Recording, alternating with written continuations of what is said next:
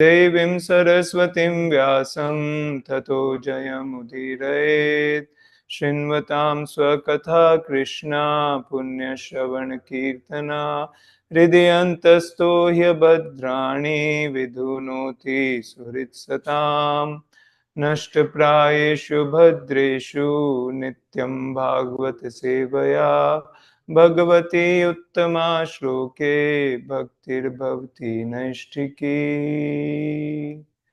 Before reciting this beautiful Srimad Bhagavatam, we offer our obeisances to Srila Vyasdev, Mother of Knowledge, Saraswati, Nar Narayan Rishi, and to all the devotees, so that we can understand the Srimad Bhagavatam. By hearing about Krishna, he cleanses our heart from all the inauspiciousness, and Nashtaprayashu Bhadreshu. By hearing about Krishna, all the inauspicious desires in our heart are vanquished, and bhakti unto Krishna is established as an irrevocable fact. That is the glorification of Srimad Bhagavatam. We are continuing our reading of Canto 1, Chapter 17, Text 19. 1:17:19. Thank you so much for joining us online and in person. Please repeat after me. केचिद् विकल्पवसना आहुरात्मानमात्मनः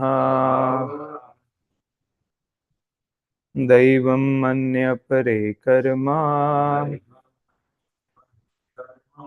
स्वभावम् अपरे प्रभुम्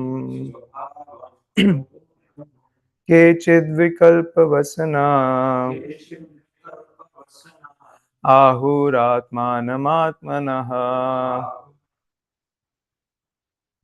दैवं मन्यपरे कर्मा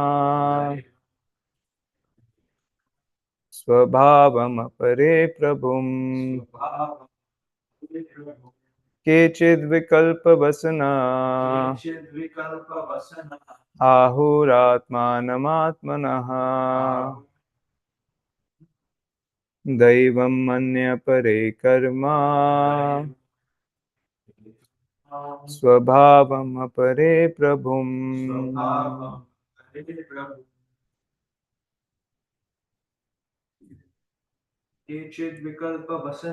केचिद् विकल्पवसना आहुरात्मानमात्मनः दैवं मन्यपरे Karma स्वभावमपरे प्रभुम्. Thank you. Word for word and translation and purport by His Divine Grace A.C. Bhaktivedanta Swami Prabhupada, Srila Prabhupada ki jai. Kechit, some of them. Vikalpavasanaha, those who deny all kinds of duality. Ahu, declare. Atmanam, own self. Atmanaha, of the self. Daivam, superhuman. Anne, others. Apare, someone else. Karma, activity. Swabhavam, material nature. Apare, many other. Prabhum, authorities. Translation: some of the philosophers who deny all sorts of duality declare that one's own self is responsible for his personal happiness and distress. Others say that superhuman powers are responsible, while yet others say that activity is responsible. And the gross materialists maintain that nature is the ultimate cause. Purport: as referred to above, philosophers like Jaimini and his followers establish that fruitive activity is the root cause of all distress and happiness, and that even if there is a superior authority, some superhuman powerful god or gods, he or they are also under the influence of fruitive activity because they reward result according to one's action. They say that action is not independent because action is performed by some performer. Therefore, the performer himself is the cause of his own happiness or distress. In the Bhagavad Gita 6.5, also it is confirmed that by one's mind freed from material affection, one can deliver himself from the sufferings of material pangs. So, one should not entangle oneself in matter by the mind's material affections. Thus, one's own mind is one's friend or enemy in one's material happiness and distress. Atheistic, materialistic Sankhyites conclude that material nature is the cause of all causes. According to them, combinations of material elements are the causes of material happiness and distress, and disintegration of matter is the cause of freedom from all material pangs. Gautama and Kannada find that atomic combination is the cause of everything, and impersonalists like Ashtavakra discover that the spiritual effulgence of Brahman is the cause of all causes.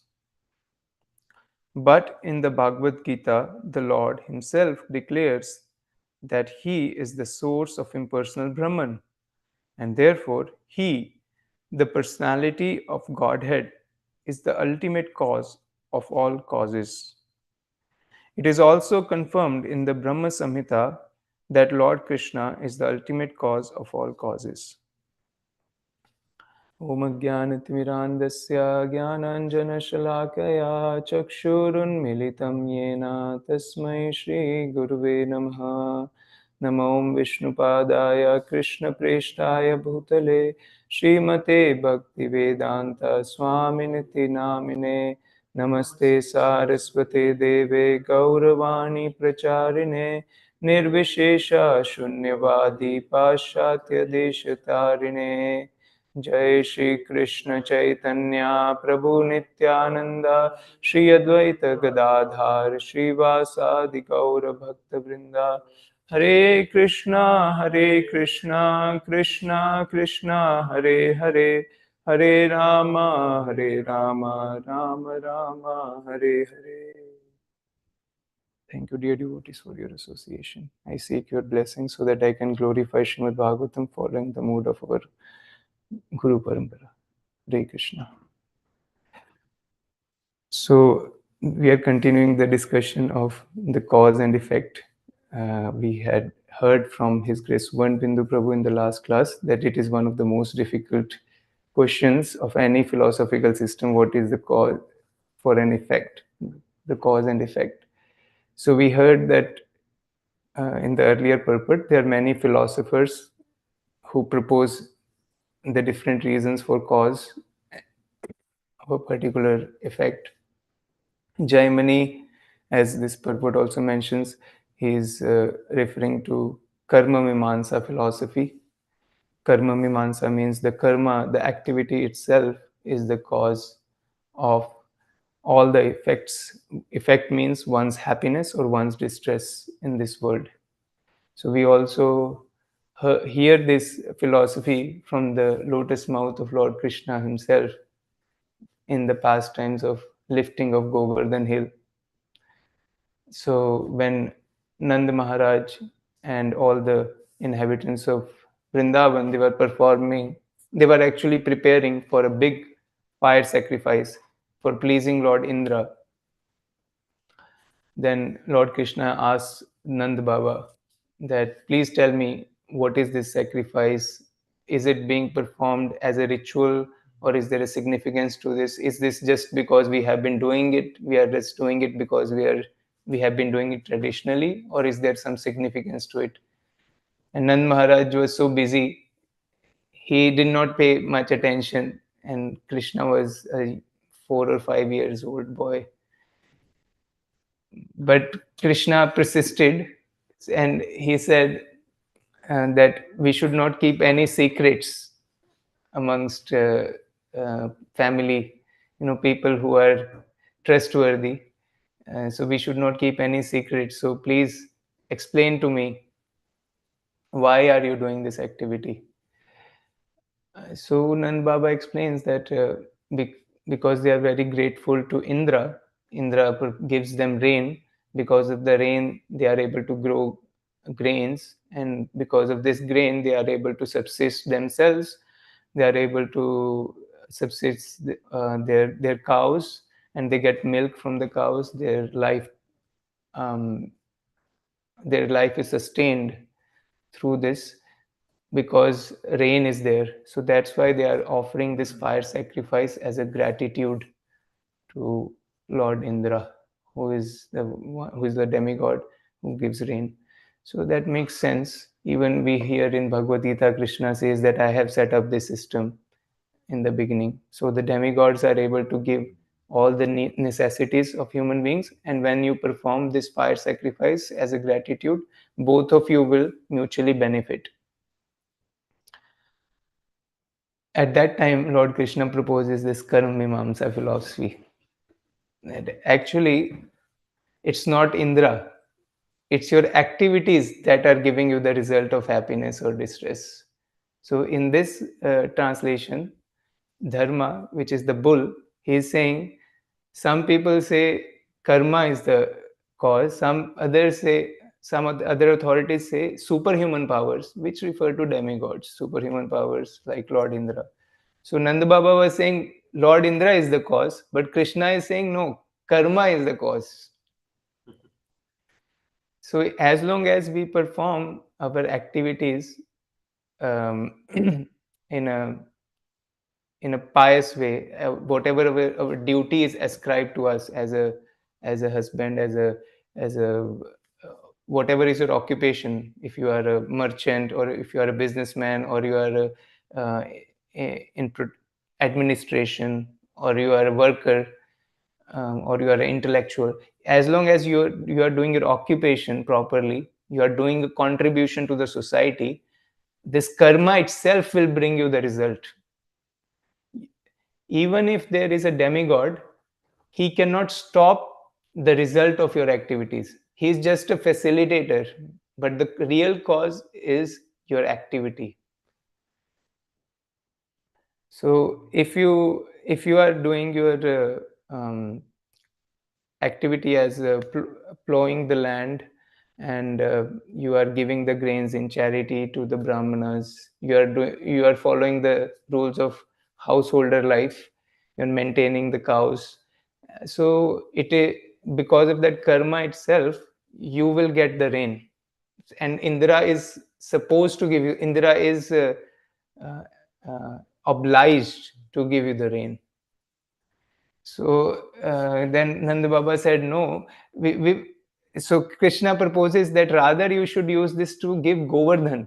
Because of the Govardhan, this hill, our cows are able to graze and they are providing us milk.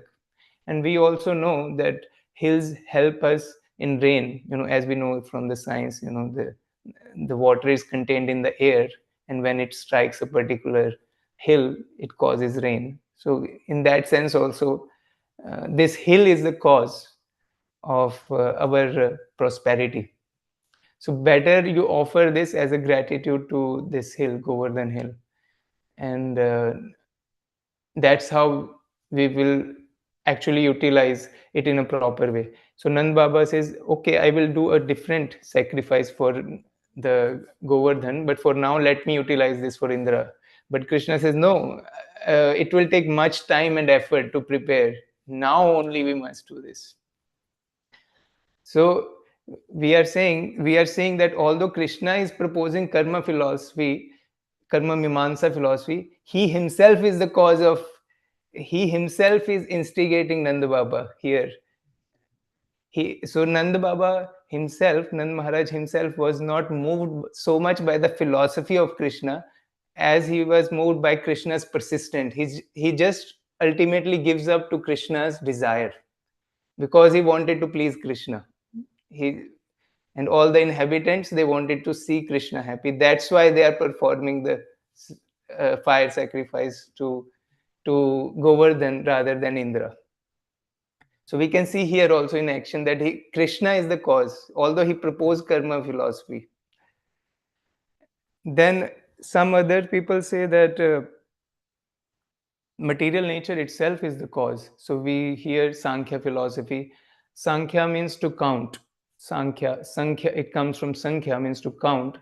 And Sankhya means to count all the material elements. So we understand there are 24 material elements that we hear from Lord Kapila in Srimad Bhagavatam. There are 5 elements: earth, water, fire, air, ether. There are 5 working senses, which are hands, legs, um, voice, and the genitals. And then there are 5 knowledge acquiring senses, which is eyes, ears, nose, tongue, and the skin. So 15. And then there are 5 sense objects. So for eyes there is a sense object of sight. For nose is the sense object is smell. For tongue the sense object is taste, anything which has taste. And for the ears it's the sound. And for the skin it's the touch. So there are 5 sense objects, 20. And then we have 3: mind, intelligence, ego, 23. I think there are 23 material elements, and 24th element is soul, which is not so much accepted by Sankhyites, but it is accepted by Lord Kapila, who is the original propounder of Sankhya philosophy. And then he also accepts 25th element, which is the super soul. So these, without soul and super soul, nothing else moves.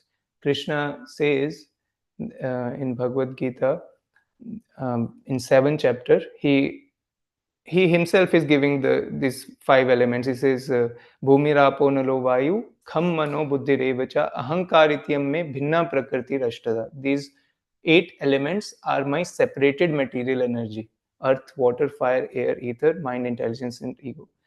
But then he also says I have a superior energy. Apareyas itastu anyam prakritim vidhi me param jiva bhutam mahabaho yayedam dharite jagat. That there is a superior energy of mine. Aprem itastu anyam prakritim vidhi me param. This is my superior energy. Jiva bhuta. So we say people jiva all the time. Krishna himself is giving this name, Jiva bhuta. Jiva bhuta. So there is a Jiva bhuta and there is a Brahma bhuta. Jiva bhuta is one who is contaminated with material consciousness, who wants to enjoy the material world, independent of Krishna. And what is this Jiva bhuta doing? Yayedam dharite jagat. Because of this soul, the whole world is moving. The soul is desiring to enjoy this material world. That's why this whole world is moving. And ultimately, Krishna is giving the ability for the soul to enjoy through the material nature. So Krishna further says in Bhakti, in 7th chapter, Daivi Esha Gunmai Mama Maya Durataya Mamevi Prapadyante Maya Metam Tarantite. That there's material energy of mine is very difficult to it's insurmountable. It's very difficult to conquer. But one who surrenders unto me, he can cross over it. So we can see the Jiva is covered. Jiva also includes the demigods, the superior powers. The material nature is covered. Krishna says, Maya adhikshen prakriti suete sacharajaram hetu nanen konteya jagad viparivartate. In 9th chapter he says, because of my direction, this material nature is doing. We see that material nature is the cause. But he says this material nature is under me. Maya adhikshen prakriti. Because of this, the whole world is coming into existence, staying for some time, and then getting annihilated. And then again, starting all over. hetu nanen kontya jagad vi parivartate. So Krishna is the cause of the material nature. Krishna is the cause of the living entity, Jiva Bhuta. Krishna is the cause of the superhuman powers, the demigods. And karma is something which is temporary, which comes in effect due to the desires of the living entity. So Prabhupada says in this purport, Bhagavad Gita 6.5, that one can, this is, I will read this translation. One must deliver himself with the help of his mind and not degrade himself. The mind is the friend of the conditioned soul and his enemy as well. So Prabhupada writes in the purport, in material existence, one is subjected to the influence of the mind and the senses. So this is our present condition. The Jiva Bhuta is under the inferior energy, which is the mind. In fact, the pure soul is entangled in the material world because the mind is involved with the false ego, which desires to lord it over material nature. Therefore, the mind should be trained so that it will not be attracted by the glitter of material nature, and in this way, the conditioned soul may be saved. So, some philosophers are saying mind is the cause of everything, or sorry, material nature is the cause, or some philosophers say karma is the cause, but here Krishna is saying mind is the cause of everything. Mind affected with material nature, desire to lord over material nature. One should not degrade oneself by attraction to sense objects. The more one is attracted by sense objects, the more one becomes entangled in material existence. The best way to disentangle oneself is to always engage the mind in Krishna consciousness.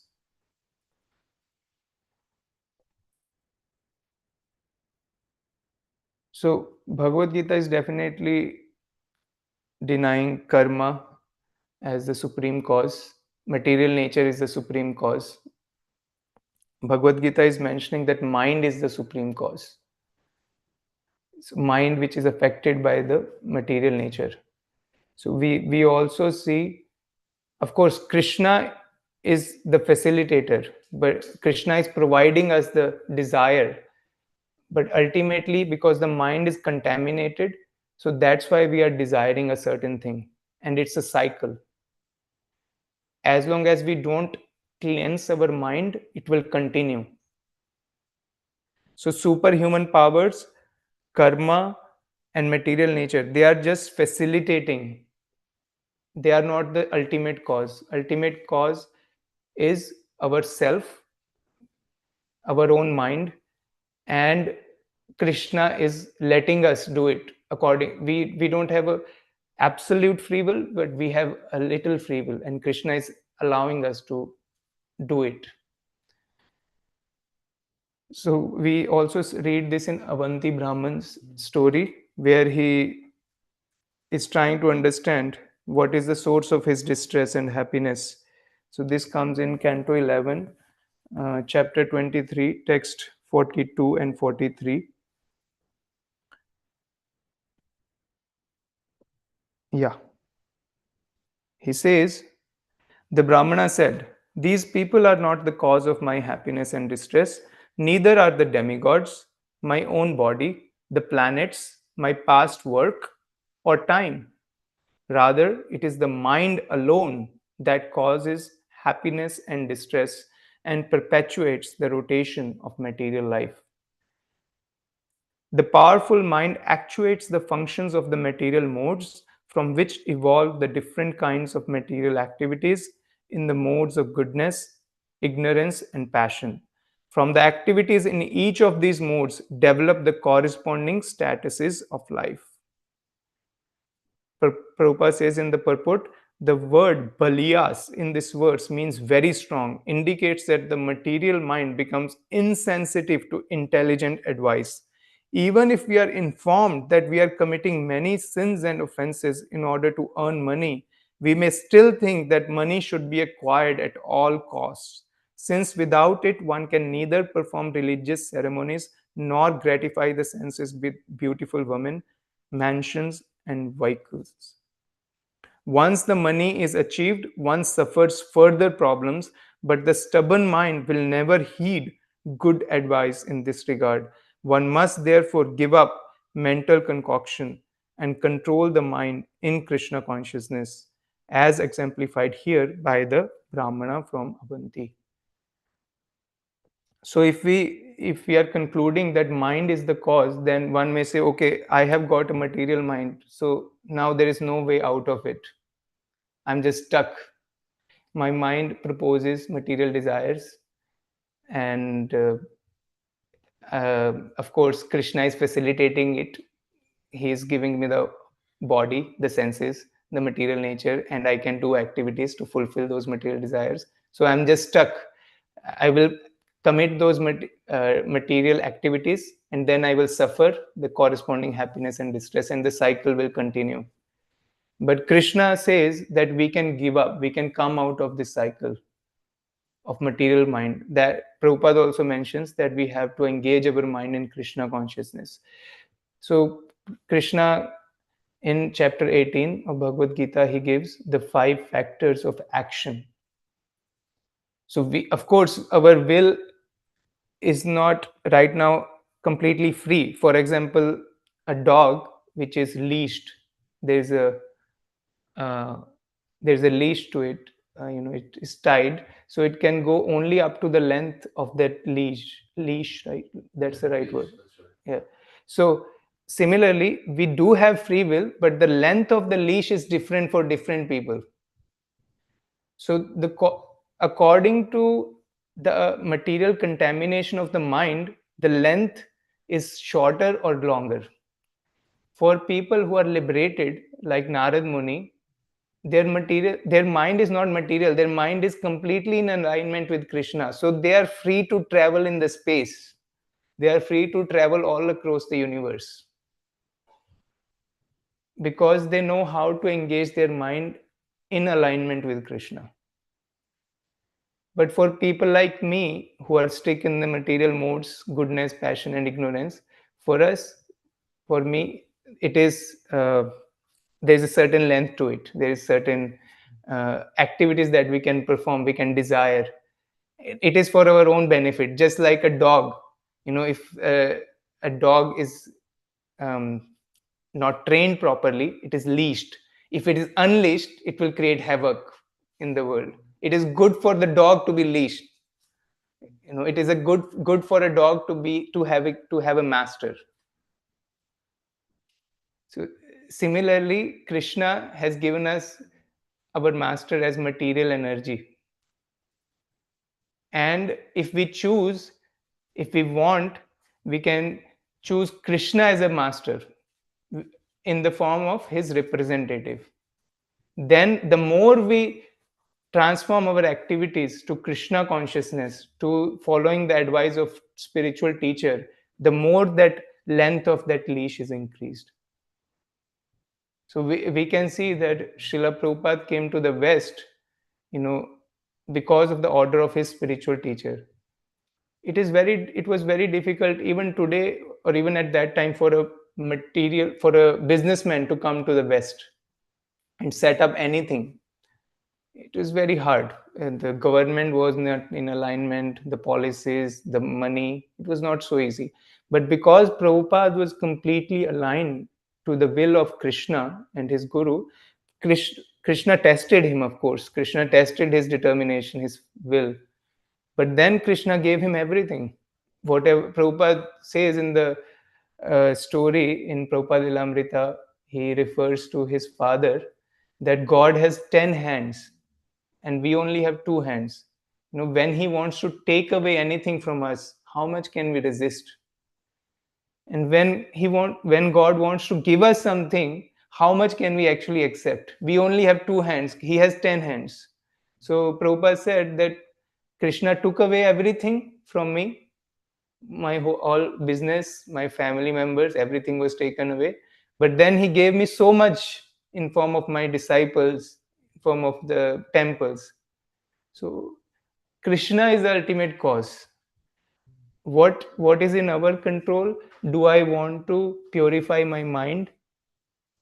Do I want to be under material nature, or do I want to be under Krishna's superior nature?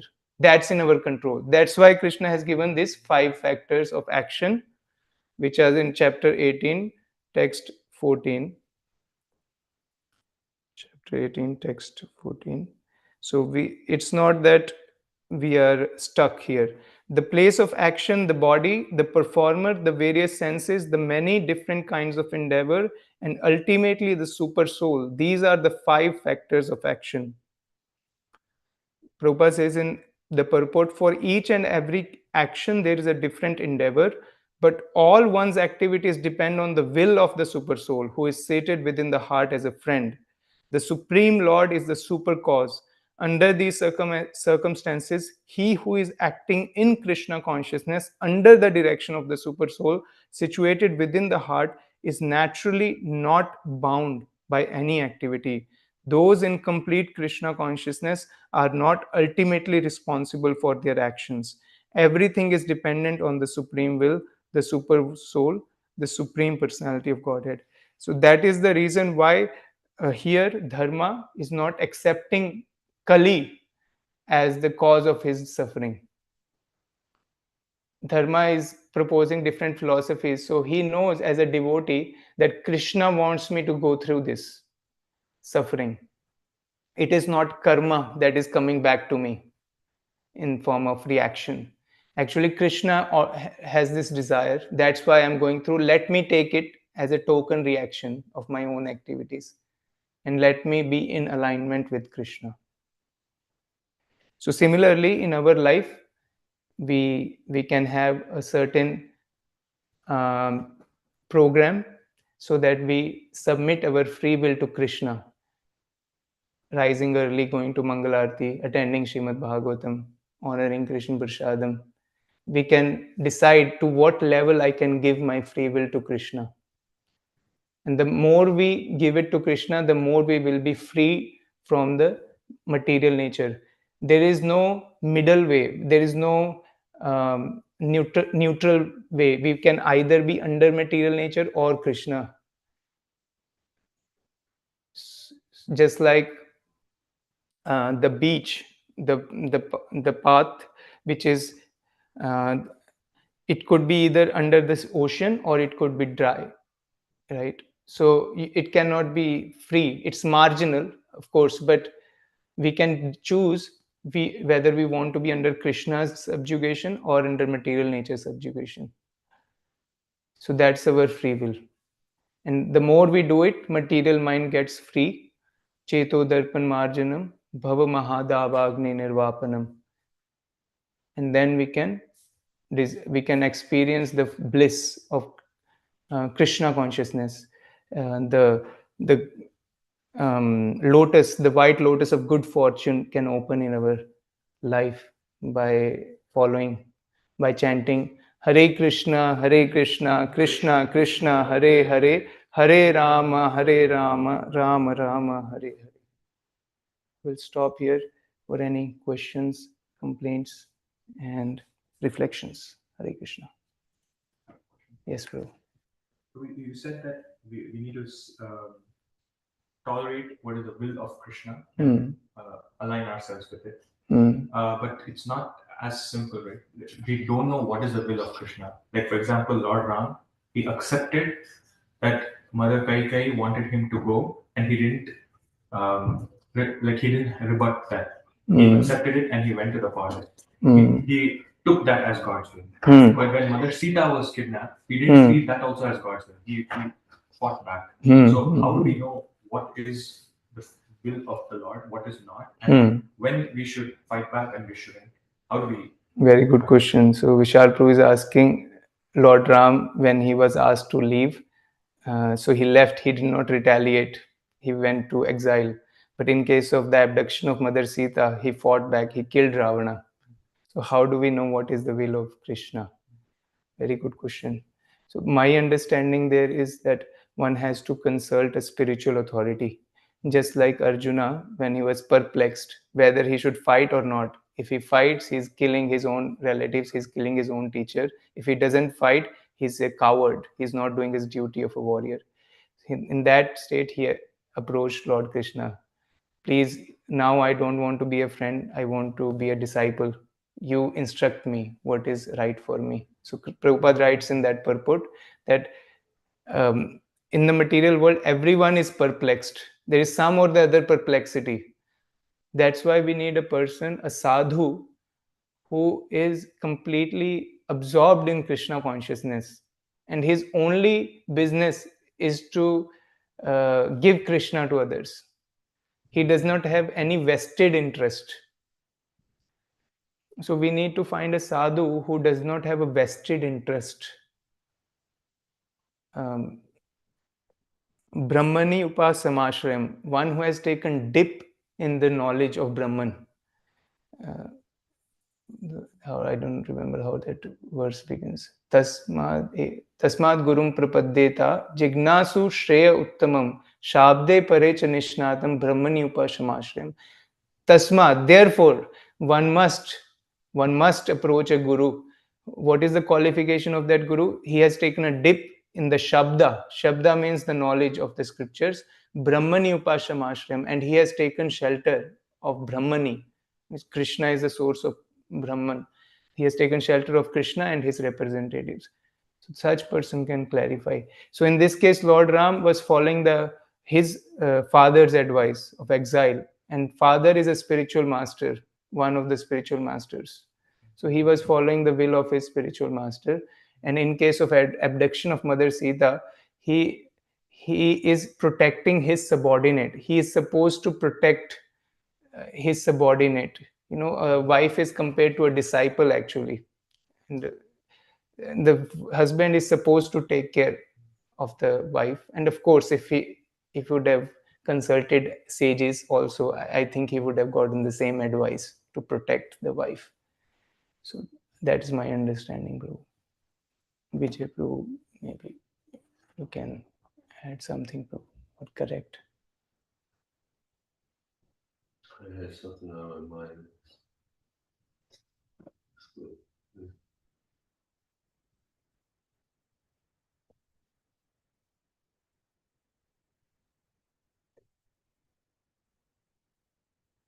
Krishna is known as the undefeated Lord of Intelligence. So we have to use our intelligence. Like there was an instance where a devotee did something foolish, and they said to Prabhupada, Krishna's mercy, right, Prabhupada? No, you stupidity. So we had, like you said, improving Shastra Sada. So we have to use our intelligence to see whether something's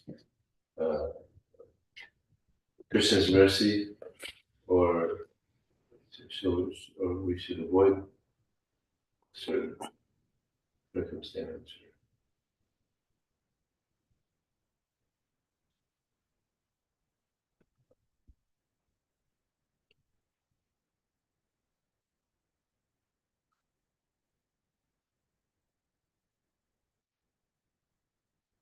Thank you so much, dear devotees, for your association.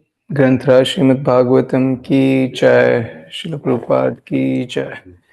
Vanchakalpatarubhyascha kripa sindhubhya vacha patitanam pavnebhyo vaishnavebhyo namo namah. Today is also the appearance day of Adinath Krishna Prabhu.